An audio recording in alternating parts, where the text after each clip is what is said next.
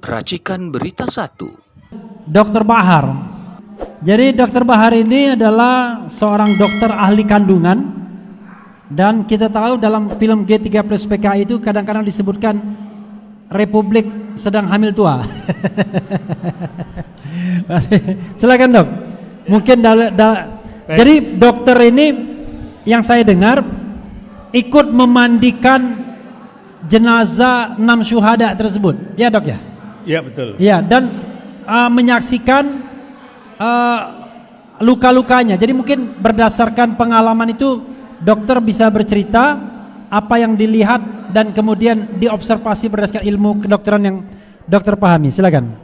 Terima kasih Pak Refli, bahwa kehadiran saya di sini adalah bahagian dari tanggung jawab saya secara pribadi. Kebetulan saya seorang dokter. Jadi hari Selasa itu tanggal 8, saya ingat, Selasa tanggal 8, saya sudah mendengar adanya kejadian-kejadian musibah yang menimpa apa yang kita kenal sekarang itu adalah kilometer 50 tersebut. Dan sebagai bahagian yang tidak terpisahkan sebetulnya dari proses pembelajaran saya kemudian mendapatkan informasi dan mencari informasi mayat-mayat itu ada di mana begitu. Dan kemudian dapat informasi sekitar jam 13 bahwa mayat-mayat itu insya Allah akan dibawa ke Petamburan. Dan sekitar jam 20 malam saya mendapatkan informasi bahwa mayat-mayat sudah dibawa. Tapi karena saya masih ada kegiatan, saya baru datang ke Petamburan jam 23 malam. Bapak Ibu sekalian, yang saya saksikan pada waktu itu adalah suasana yang sangat menyedihkan.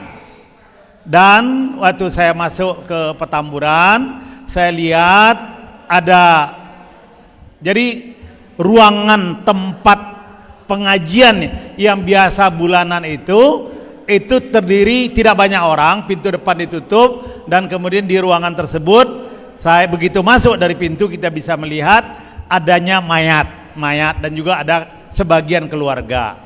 Bahwa kehadiran saya adalah bahagian dari memang saya biasa ngaji di Petamburan, dan saya kenal anak-anak bagian yang hadir yang mendapatkan musibah tersebut. Dan tentu saja dari hari Selasa jam 13 kalau nggak salah tanggal 8 Desember kalau saya nggak keliru ya, itu dari jam 13 sudah ada berita. Jadi saya sangat antusias sebetulnya untuk ikut berada mendapatkan kesempatan. Dan akhirnya sekitar jam 20 lah dikasih tahu bahwa mayat sudah dibawa, dan tentu saja saya kemudian segera hadir. Dan begitu saya hadir, saya melihat keadaan yang sedih, semuanya sedih, dan kesedihan itu terasa sekali gitu pada waktu itu. Nah, yang ingin saya sampaikan sebagai bagian kesaksian saya, bukan saksi sebagai saksi ahli atau apa, bukan, tapi saya bersaksi buat diri saya sendiri. Dan mudah-mudahan kesaksian saya buat diri saya sendiri karena saya diberi kesempatan hadir itu merupakan bahagian dari kebaikan yang saya sampaikan. Jadi yang saya lihat salah satu, tapi yang jadi perhatian saya waktu itu adalah Ahmad Sofyan. Jadi almarhum Ahmad Sofyan. Kenapa Ahmad Sofyan yang menjadi bagian perhatian saya? Karena badannya paling besar, tinggi dan paling besar, dan kemudian kita biasanya memanggilnya Ambon, ya. Jadi Ahmad Sofyan itu almarhum, mudah-mudahan Allah lapangkan kuburnya. Dan saya kemudian bersama dengan yang memandikan melihat, dan mereka tahu bahwa saya seorang dokter, tetapi saya tidak ada tugas untuk melihat atau melaporkan itu gitu. Karena ada tim lain dari dokter yang kemudian hadir di situ. Tapi sekarang ada kesempatan saya menyampaikan apa yang saya lihat.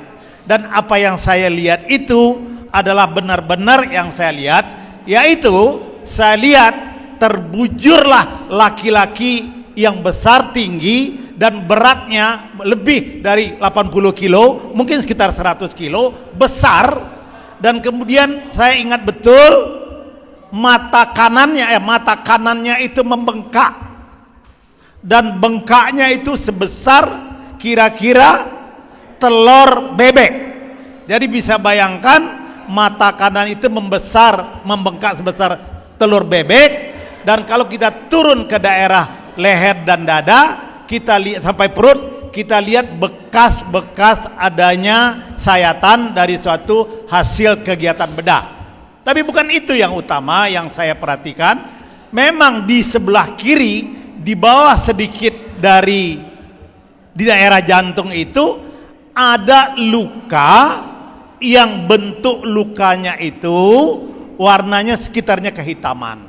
Dan kemudian juga kita lihat di tangan juga ada bekas-bekas, dan kemudian di bagian punggung belakang juga saya dilihatkan, di bagian punggung belakang juga ada bekas kemerahan dan ada garis-garis yang sepertinya adalah bekas diseret. Bapak Ibu sekalian, inilah kesaksian saya sebagai individu, sebagai orang yang hadir di situ. Saya menyaksikan bahwa jelas-jelas orang sebesar Ahmad Sofyan, dia bisa membela dirinya.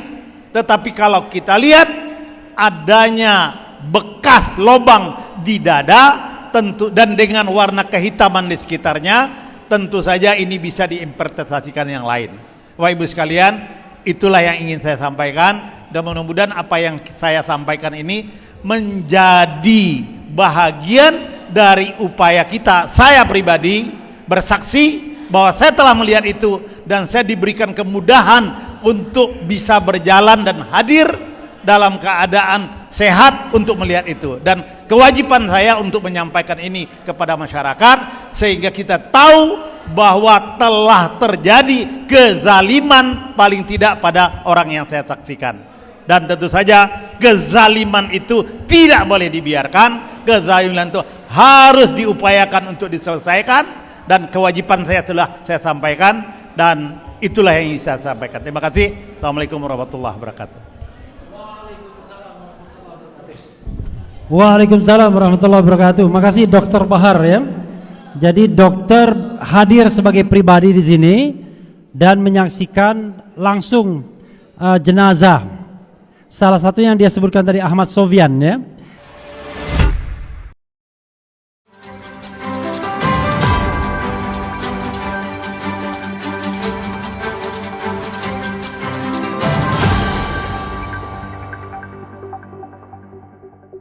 Racikan Berita 1.